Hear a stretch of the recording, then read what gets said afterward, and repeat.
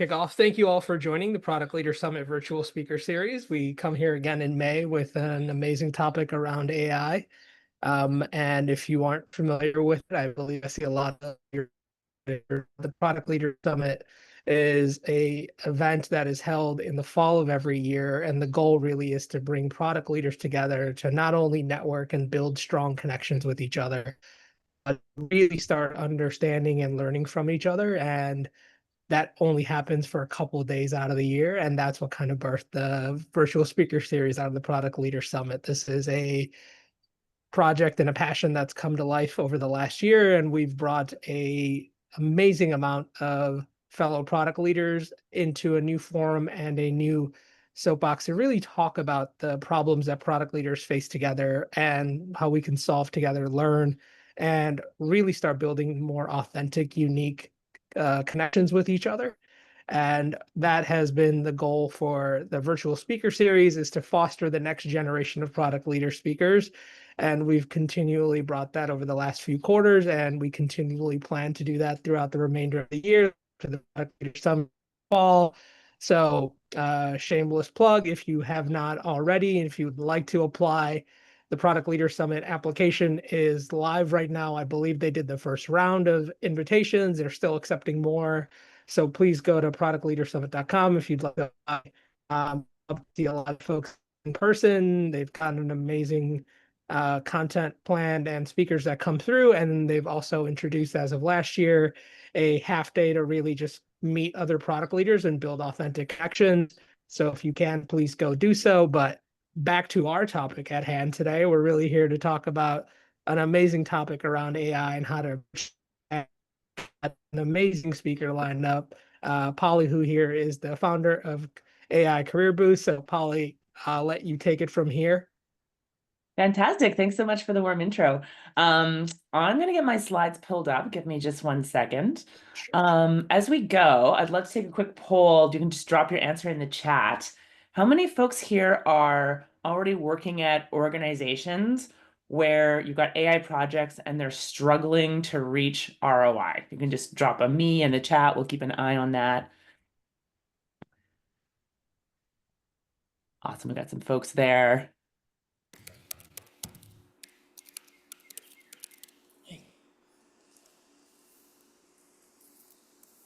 Just one so far, just Julie. Okay, and then how many folks are like, I look forward to that challenge. I'm trying to get into AI organizations or launch AI. Oh, nice, interesting. Too early to tell. Gotcha. A lot of people in that boat too, as well. Well, perfect. So the idea, really here for the presentation today, is to go through some of the current challenges organizations are seeing around ROI and mindset. ROI and AI. And these are gleaned from my experience working with hundreds of product leaders across lots of different industries. So I first wanted to frame this up by talking about where we are today and why, how we got here, why ROI is such a struggle and top of mind for so many business leaders right now. And then we'll go through some of the mindset shifts that successful AI leaders are making. My goal here is not necessarily for you guys to do exercises for all 5 of these shifts. It's a Friday afternoon.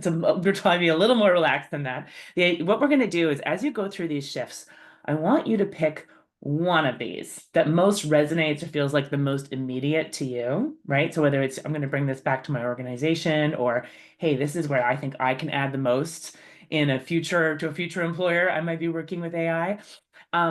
Once we get through those 5 shifts, we're going to be going into breakouts and covering a couple of questions that lead us to some next steps for those shifts. So the goal really is to leave you some actionable takeaways and ways to move forward. Oh, something went wrong with my slides here. One sec. Let me get back into presentation mode. Can you guys see my window? Yes.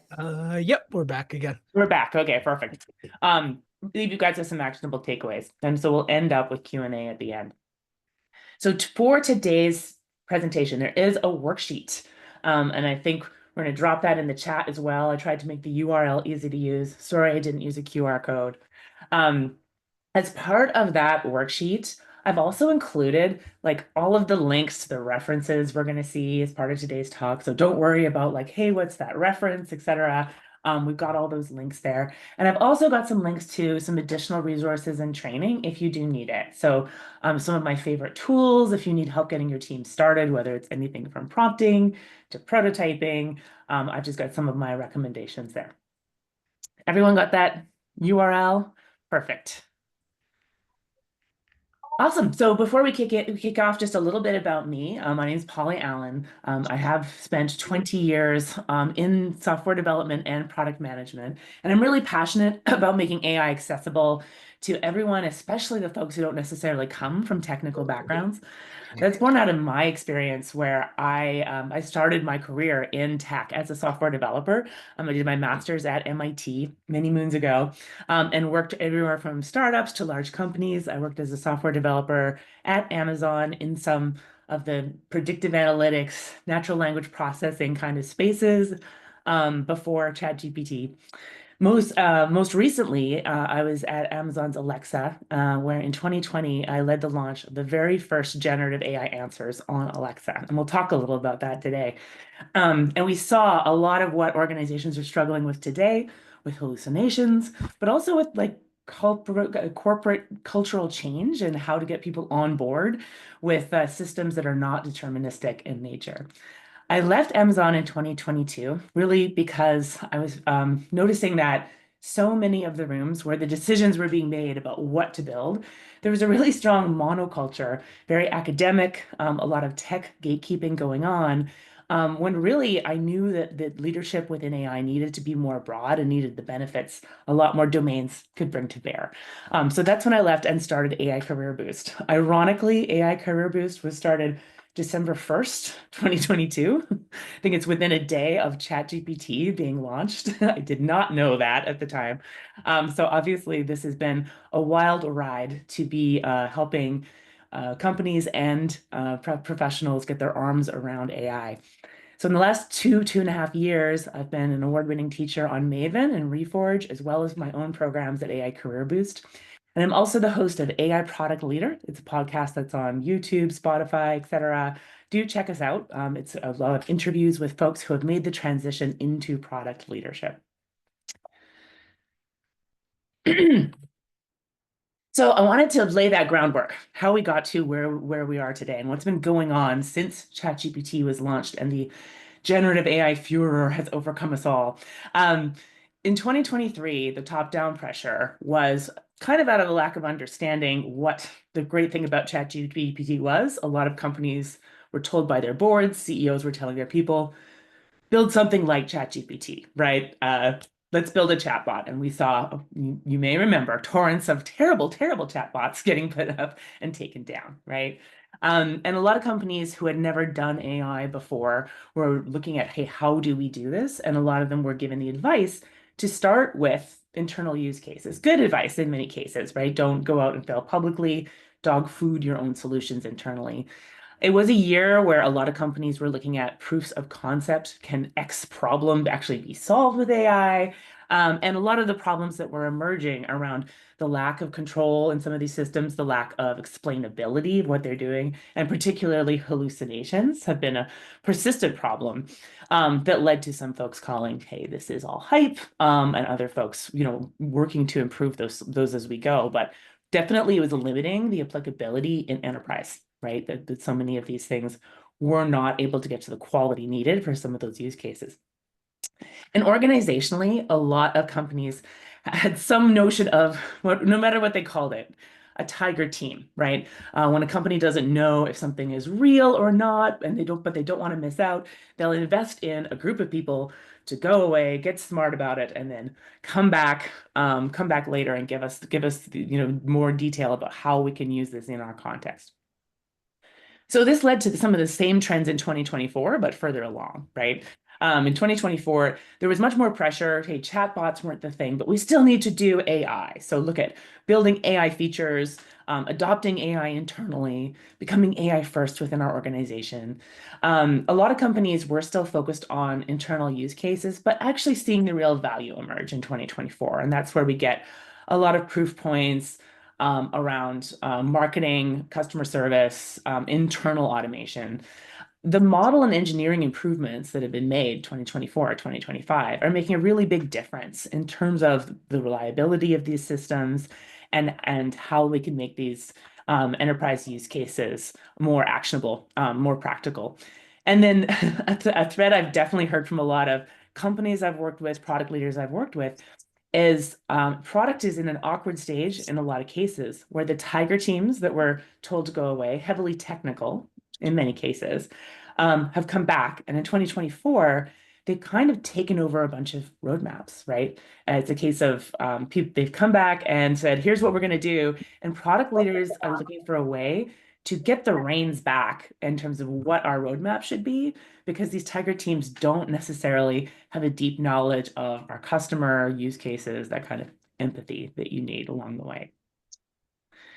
And then that leads us to where we are today, right? The big trend now away from AI features has been agents. All we want is agents. All anybody wants is agents.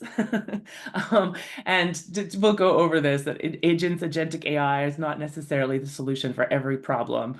It can be more than you need for sure in a lot of cases. There's also been a lot of pressure to show where is the revenue. And it's actually been happening every summer since 2023, where during the summer, usually June, July, so we're due, there's a big article about, is AI all hype? Where is the revenue, right? Where's the beef? But it really is that organizations have been investing in this since 2023 in many cases. There's a recent IBM study that only 25% of AI initiatives are actually showing the ROI that they expected. So many of them are failing. And companies are saying, we're not going to keep investing at this rate without proving more ROI. So there's a lot of pressure on business leaders. The other piece too is trying to understand why there's been so much less adoption than anticipated of all these internal systems we built, right? Or even features for users.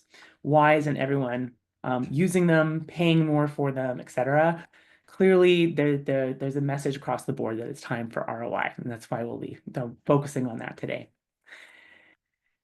Under that same umbrella of context, about a month ago, you're probably very familiar with the Shopify CEO memo that got originally leaked, and then eventually the CEO himself put it up on Twitter, that was mandating internally at Shopify an urgency around AI that hadn't been there before, right? And this memo he laid out really clearly the expectations at the company, that AI is a fundamental expectation of everyone at all levels, that AI prototyping is no longer optional, it's a must for any new exploration of new systems and features. Interestingly, he actually stated how this will be enforced, right? Employee measurement and performance measurement will include AI usage and questions about AI usage, and that there will be no new headcount unless you can prove AI can't do it, right? This went viral. It was praised by a lot of tech CEOs. It was praised for saying, a lot of people are calling, like saying the quiet part out loud, right? Where we've been saying, don't worry, AI won't replace jobs. And you're like, well, it's replacing growth at Shopify. They're not going to be hiring people unless they need to. And it's that shift from away from saying, hey, we're not replacing people, to calling out that maybe we are. It's also been decried by a lot of people as lacking empathy, right? And that, pointing out in change management circles, it's well known, an inspired workforce acts very differently than an intimidated workforce. And if you're just trying to scare people into using AI, it's not going to be an effective way. We'll come back to this memo at the end because I think it's an important indicator, and it's a great case study into change management. And that's one of the biggest mindset shifts we do need to think about in terms of this upcoming change with AI. Because part of the reason that companies are addressing this with such urgency is that AI is shifting how products are built. This is a recent study from one of the VC firms. Again, the link is in the notes that I gave you guys. But it's taking a lot fewer employees and a lot less time to get to that first 100 million ARR, right? Cursor, code development tool, famously reached ARR, 100 million ARR in like 8 months, right? Another platform, Lovable.dev, was the first to, it made to a 10 million ARR in 2 months with like 8 employees, right? So if every single one of the verticals in which we operate has, let's assume, some 5 to 8 to 10 person AI first company that's coming and trying to do the same thing you are, it's time to start taking that threat seriously, right? Because they are succeeding in putting out these AI first apps that are delivering value in brand new and really, really accelerated ways. So the first shift, and remember, don't get overwhelmed with all these different shifts. But these are gathered through my work with a bunch of different consultancy organizations and product leaders along the way. Do your best to pick the one that is most relevant to you as you go, and then we'll ask questions about each one at the end. So the first one has got kind of a funny name, bear with me. I like to talk about watermelon goals and dragon fruit goals. I learned about this from a director at Amazon, who's now a VP. And they talked about you can set goals that are very easy to understand and hit. You can predict exactly how the travel is going to go. And those are green the whole year. But even if you meet them, they're still red on the inside because you had no real business impact, right? So this is something like build a chatbot, automate 10 processes internally, right? You actually aren't quantifying any real business impact in that goal. You just want to get started. You just want to do AI, right? And that difference with a goal, a dragon fruit goal, is something where it may be uncertain and red the whole year. You may not be sure you can actually hit it. In fact, at the end of the year, it may be red. But all of the capabilities you've built along the way will make the next project easier to estimate, to execute on. No one's getting fired if that goal isn't met because it's really green on the inside, right? So a couple of examples just to bring this home, like watermelon goals, we talked about launch a chatbot, they tend to be execution based, right? Dragon fruit goals are more about the business goals, increase month over month user engagement, increase internal process efficiency, increase revenue. The key is you spend a lot of time, or if you're trying to set this a year or months in advance, what should X be? What do we really expect to be able to increase this by? And often that is an unknown, right? But if you pick something aggressive, this is something you can get the team rally behind and get them moving. A lot of organizations, that might be a struggle, right? To get people behind a goal like this, if they're not used to this kind of goal, and especially if they feel like this could turn into a death march project, right? So it's definitely a reflection of the culture where you're working if you can take these on. Those watermelon goals, right? Easy to define and show progress. You know from the beginning you're probably going to achieve it unless something goes wrong. But the key is they don't really provide that value or impact. The dragon fruit goals take more buy-in from leadership that, hey, this is a risky goal, it's an aggressive goal. And honestly, if it fails, we won't have necessarily picked the best use case but we can pivot and try a different one. And all of the machinery we'll put in place will be better, we'll be able to use, right?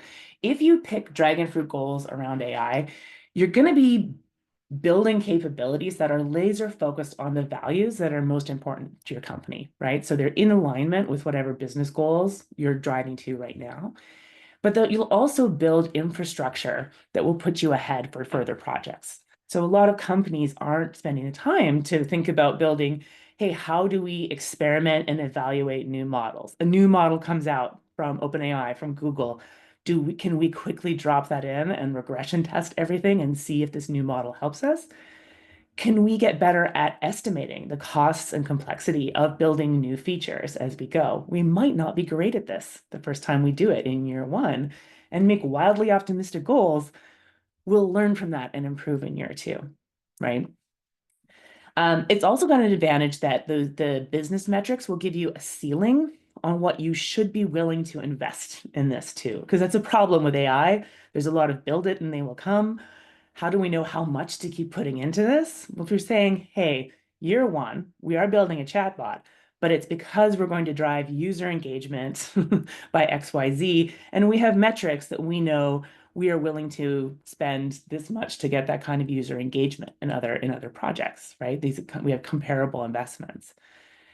This is one of those mindset shifts that I hear the most about from highly regulated industries, where it's very, very hard to get leadership on board with the idea of taking a little more risk in the name of innovation. And it's an interesting shift that AI advancements are causing every industry to be a little better at innovation than they were before. So that's shift number one, right? Taking bolder value-based goals instead of comfortable execution goals, getting a little uncomfortable with their goals. Exactly. Great. So can we move on to number two? I'm going to talk about the second shift now. That's shift number one. Okay, shift number two is all around validating ideas. And one of the biggest changes to the product process right now is how ideas are validated. It's very hot right now. Everyone's talking about prototyping, vibe coding, how quickly you can build things. It's even a few months ago, I was really skeptical about these full stack code generation tools. And I wasn't using them in my courses to help people build prototypes because I knew you can get 70% of the way really quickly, but that last 30% can be really frustrating if you don't come from a technical background. I've changed my tune in the last few months just because I've seen even the least technical folks coming into my program developing absolutely amazing things. So this was one of those examples. You can go to tasteflow.co and see this app live. One of our students developed this within 8 weeks, where it's a well-known problem. When you go to a recipe site, we're looking for a recipe online, you have to scroll and scroll and scroll through all the stupid SEO stuff to get to the real recipe at the bottom, right? He's like, it's driving my wife crazy. You can pop any recipe URL in there and it will deliver not just the recipe, verbatim, but you can adapt it if you want for, I only want gluten-free, dairy-free, I only want local organic ingredients, adapt these recipes and save them all within the app. So he developed the front end using lovable.dev, the tool where you can chat and it will create the app for you as you go. For the backend part that was stripping out those recipe and adapting them, he actually built that in a no-code workflow tool. And we connected lovable.dev to hunch.tools, this no-code tool. So it was something that he could prototype really quickly. And now that he's done this once, he's like, well, I've done it once, I could probably do it in less than a day, right? This validation doesn't necessarily have to be particularly technical, too. We've seen companies using custom GPTs just to validate, hey, is a chatbot the right approach that our users want, or do they want something that's more like a web form, right? So there's absolutely no reason to not look into these tools that will help building up these mockups, as long as they're used as prototypes, mockups. Taking these things to production is still a ways off in terms of replacing programmers, right? But the second point about validation I want to make is that prototyping really is just the beginning. Can you imagine a world where everything that we do as far as a product process early on in validation, whether it's from idea generation, competitive research, what niche should we tackle, what's our value proposition, from there, like what are our user personas, what are our research questions for those personas, with synthetic audiences, we've developed workflows we were working through in a recent workshop where you could just put in your idea or market, generate user personas. Once you've confirmed those, actually generate synthetic users and questions, have those synthetic users answer your research survey questions, right? And create a survey result report. There are studies coming out from some of our top universities showing these synthetic audiences have a correlation to real world audiences in around 85% range, right? It's not 100%, but if you want to throw a bunch of ideas at the wall to actually see, hey, which of these is the one to consider, absolutely being able to put 100 ideas through and pick the best 3 is a valid use of this, right? This next slide, you are not intended to be able to read this, but it's an example of this canvas I was just talking about in hunch.tools, where you can put in whether it's the user problem. There's sections here. We have the customer avatar. It's generating users, synthetic users, and then asking them for their survey questions that are taken from here, putting it all together into a research report, right? Right now, it finishes up at a product problem and solution review. It could write a PRD. A PRD you could put into lovable.dev, right? This cycle of being able to test ideas, vet and test ideas, is going to rapidly decrease. And these AI first companies are doing this naturally, right? As part of how they breathe. So I think this is one of those evolutionary shifts we cannot afford to miss out on the product side, in terms of thinking of how can we accelerate validation happening at our companies. So the key here is prototyping, absolutely. Bringing up your product teams up to getting them up to speed on prototyping, maybe making it your superpower if you're involved at that level, right? Getting ideas across, but product validation as a whole has a whole new playbook, and it's incredibly important that we get our arms around that quickly. Okay, that's the second shift. Third shift. Many of you will be familiar with the term human in the loop from AI, right? Often we have had people confirming answers before they go live, generated offline. And that's a lot to do with the reliability of these systems, the trustability of them, right? But I wanted to contrast that from some lessons we've got from the airline industry, and a term they use there called human on the loop. And I do think this is a positive, an optimistic review forward of how things can go. I'll just warn you ahead of time. I did want to take a step back and just talk about the definition of agents, agentic AI, as we're talking about it here. I have stopped using the term agents just because it's become useless. It's so overloaded in too many contexts. If I'm working with a team and we have a glossary of like, here's what we mean, fine. And I recommend that for everyone. Know what you mean by that term. I talk more about agentic AI as a spectrum, right? Where the more autonomy it has, the more goal-directed a system is, then that it's more agentic. Is it using external tools? Is it making use of memory between sessions? Can it act on your behalf? All of these things make something more agentic. And then we stop asking, when is it an agent and when is it not? So a use case like summarizing an email thread is very, very, very low on the agency scale. You're telling it exactly what to do. But something like read my emails and write suggested follow-ups and put it in my drafts folder. Now you're interacting with tools. You could go all the way to manage my inbox to inbox 0 each morning. You have a goal, right? Monitor my email, sorting appropriately, coordinate with my calendar, right?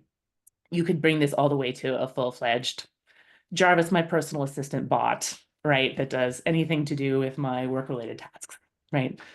But it's a spectrum, and it helpful for me to think of it that way.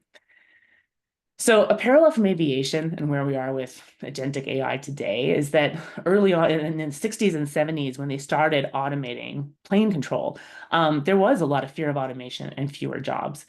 But as they went, it turned out there were reasons, both technical and social, that parts of the jobs it wasn't acceptable to automate. On takeoff and landing, they are harder to automate. But do you believe we could automate takeoff and landing in planes today? We absolutely could, right? Technically, we could. But it turns out people won't get on a plane if there's not someone's butt on the line, if it crashes, right? And we want that degree of safety. Now, of course, this is changing socially too with the advent of self-driving cars. We'll see how that line shifts. But I think there are going to be places where user trust is going to depend upon having humans in the loop. And we've just seen with companies like Klarna, they'd gone all in on AI, and just this week they're reporting, well, actually, we're hiring people back again. There are certain places where we do need people to be involved when it involves customer trust, right? It turns out that people are better than automation under certain circumstances. And we're still at the early days of finding out where that is with agentic AI. But on takeoff and landing, not only are the hardest to automate, they're also the place where most likely external factors that haven't happened before turn up, and humans are a lot better at adapting in those situations than automation and machines, right? Even no matter how much context we can give them, we still are not at a place where we can give an agent the same amount of context that a human operator would have, just because we're limited to the kinds of inputs we can give it, right? So that pilot role is what transformed in aviation, right? They were no longer an operator, but they were a systems manager. And I think we'll see that across that board for a lot of roles, where our job is to help people manage that change from being the person who does the thing to the person who oversees the thing happening, right? But we're still just so early in that journey. In aviation, it took many decades and many unfortunate tragedies to uncover really how do we divide those tasks? Where are humans better? For many years, a lot of plane crashes were blamed on operator error. That turned out later to be a case of the operator, the pilot, was uninformed because they were not watching the system, or misinformed because the system did not have great visibility about the real system status, and could not act appropriately to really act in the way where humans are shine at their best, right? So in aviation, they talk about human on-the-loop systems, where it doesn't pause and ask for feedback for humans, but it does have mechanisms to alert, to maintain, to check with the operator that they have a consistent mental model with what's going on, right? And so that they can help when intervention is needed. And I think this is the new design paradigm to think about for agentic solutions, is around, hey, let's assume we're going to have people at certain places. How can we make sure they are maintaining mental models and transparency about what's really going on in the system? So the key here is, when you are looking to, if you are taking this agentic shift, multi-agent systems, thinking about the terms of systems and interactions, where will humans really shine, right? Replace those last, or at least attempt to, right? But how could these systems help the humans? Like, don't be blind to those lessons we've learned from aviation along the way. Awesome, guys. Okay, we have 2 more shifts to choose from. So if you haven't picked a favorite yet, don't worry. We still have 2 more to go. Shift number 4. This goes back. Are you ready? I'm ready. Shift number 4. I'm taking you back to that talk about those tiger teams, right? Remember we talked about a lot of companies, a lot of product leaders in particular, are facing kind of tech takeover on the AI side. And they are aware of what's happening, trying to get in there to manage the roadmap. And they often come to me asking, what is my point of greatest leverage in an AI project? How do I get involved, right? And how can I avoid feeling this feeling of delegating to tech teams? And I would say the number one place where product is under involved in most organizations with AI is evaluation, which is deciding those criteria that will meet. How do we meet launch criteria? When will we launch? How are we deciding that our work is progressing and getting better? Last year, I was fortunate enough to attend the Lenny Summit campfire. He had an event in September in Palo Alto, and he interviewed both the CPO of Anthropic and of OpenAI. And this quote comes from there. If you come to interview at Anthropic, you'll see one of the things we do. We want to see how you think about AI evals. This is what the cool kids call it, evaluations. Not enough of that talent exists. Evaluating AI solutions is very, very different from traditional AI software system evaluation, because we're no longer looking for 0 defects before we launch. It's just not going to be possible. But I'll give you a really great example of why product is so needed. So when we were developing generative AI solutions for Alexa, this was back in 2020 when we were working on it, we were looking at summarizing news content so we could answer questions about current events on Alexa. And I would be looking through reams and reams of our results as we went along. And one of them popped out to me. This was never live, so no users actually were faced with this answer. But imagine if you'd asked, hey, Alexa, what's up today? And in April 2020, particularly sensitive time around the world, she said, if you've ever wondered what it'd like to be infected with the virus, well, you're in luck. it turned out that a lot of the news on which we were training had a lot of very clickbaity titles. We were forced to go look at, oh, hey, do we want to build classifiers to clean up our training data, or do we want to train this out of the model? These are exactly the kinds of problems that organizations are grappling with today. But the most interesting thing about this answer to me was that this was given to me in a raft of answers from our science team as a perfectly good answer, right?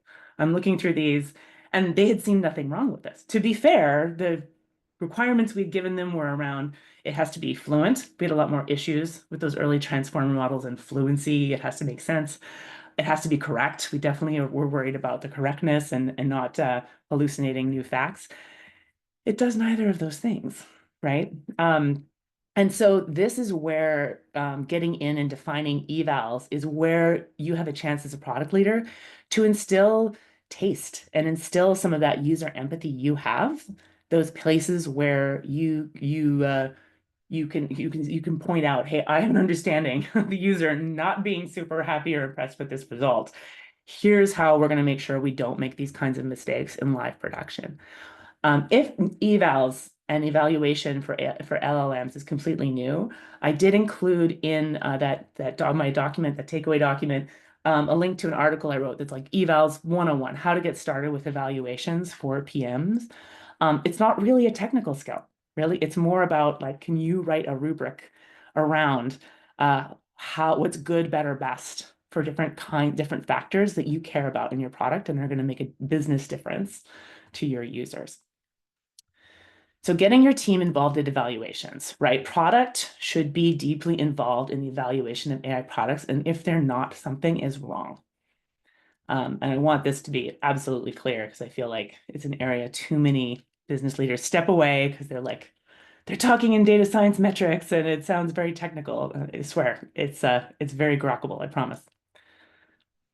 Okay, one last shift, and then we'll head into our breakouts. So the last one is a biggie. So if the future of work is about actually humans collaborating with agents and agentic systems, what does management of those teams look like, right? And considering that urgency, considering there is a 10-person AI-first company that is every single time they are adding an employee, it's because AI could not do it today, and they've tried. If we need to embrace this change in a way that our organizations sometimes aren't, how do we guide our teams through that with empathy towards something where we're able to survive, right? And I wanted to revisit that Shopify memo because I actually thought it was, in general, a masterclass in how to do this with empathy, not without empathy. They do a really great job of some things that I would copy if I were writing a memo, right? So the first thing they laid out was exactly how AI is changing your industry and business very specifically, right? Shopify is a platform for entrepreneurs, and calling out, having AI alongside the journey and not just consulting, but actually doing the work for merchants. This is a mind-blowing function and step change. This is something our users are going to appreciate. We can't not do this, right? They lay that out for their employees. Second, they talk about why it's so urgent, right? And I love even how they phrase this in terms of what our task at Shopify is in this new context, right? And in their case, they're making software unquestionably the best canvas on which to develop. And we do this by keeping everyone cutting edge. We have to be ahead. And I think it's helping all of your employees come to terms with adopting AI seems like an existential threat. What if not adopting AI is also an existential threat? How do we navigate that? And then 3 more things they do, I'll cover, and then we're done. They set expectation clearly, right? They actually call out, this clearly that expectation. It's a fundamental expectation. But then they also explain exactly how, right? We want to use it in this phase. What phases will it look like? What will it look like if we know it's working? Perhaps you already use AI as a thought partner, deep researcher, critic, tutor, pair programmer. They're giving all sorts of different business functions, lots of examples of how they can do it, right? They're saying, go and do this way in non-vague terms. Now, the one part I would say that might not work for all organizations, They talk about where to go get more information, how to learn to do this. In Shopify's case, they're saying learning is self-directed, but share what you've learned. They've got ways to share it. I think whether Shopify has been criticized for this, that if you come to an organization and say, and by the way, go figure it out, how to learn about this, there could be a lot of skepticism. This is an excuse to get a bunch of people out and just replace us with AI, right? So providing learning resources, clear directives, even making the measurement about learning, right, is a way that you can make a lot of employees feel less threatened and embrace change. And explaining how they're being measured is a critical step, right? If you leave it open, they will make something up. So here they're just talking about simply adding AI usage questions to performance and peer review questionnaires. You could do something lighter weight than this, right? You'll be asked about your AI usage quarterly. Perhaps your AI learning milestones will be on your performance reviews, right? Something that is acceptable based on your organization and context. And then finally, that last shift. Consider if you need a forcing function, right? One of the biggest bombshells from this memo was that they were not asking for more headcount before you can demonstrate that what they want, you can do it with it. You can't do it with AI. Some organizations figuring out if you could do it with AI might take more time than just getting the headcount on and getting the job done, right?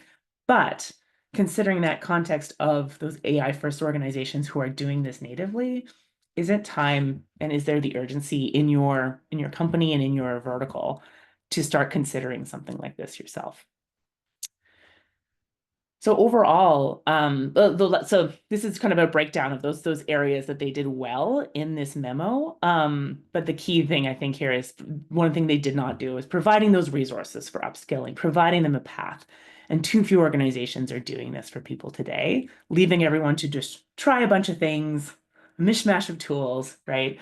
And actually coming together with an upskilling plan can definitely be something game-changing for organizations. So preparing your teams and yourself for this change, it's becoming more and more obvious. This is going to be one of the largest workforce changes in our lifetimes.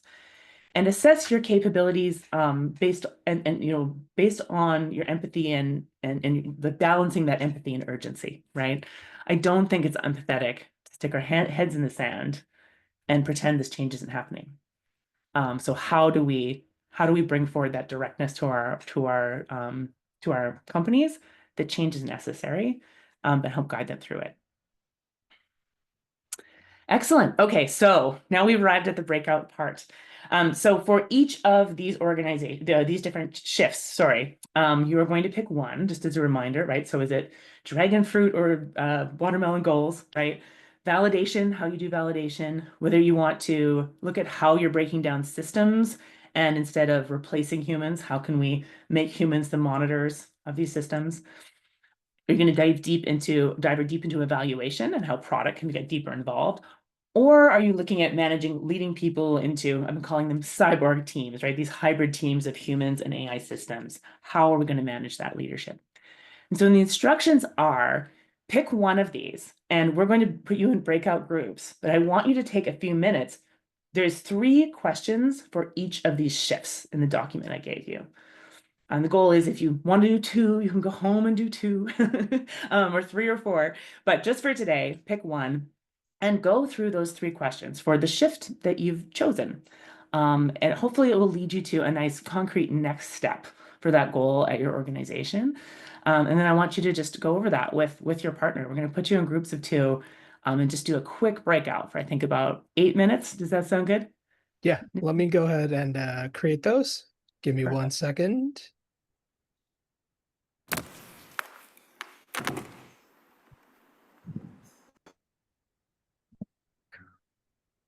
Right.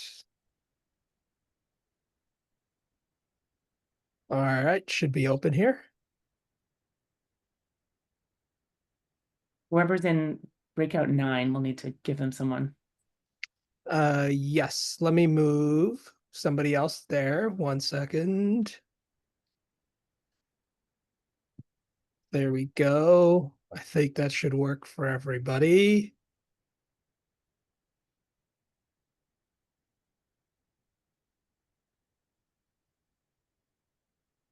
Dina, if you could join room 3. I think I got you in there. Awesome. Let's see who else may be missing somebody.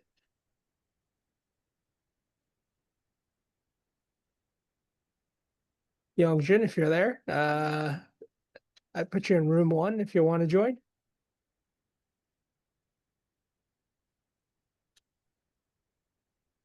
There we go. Yeah.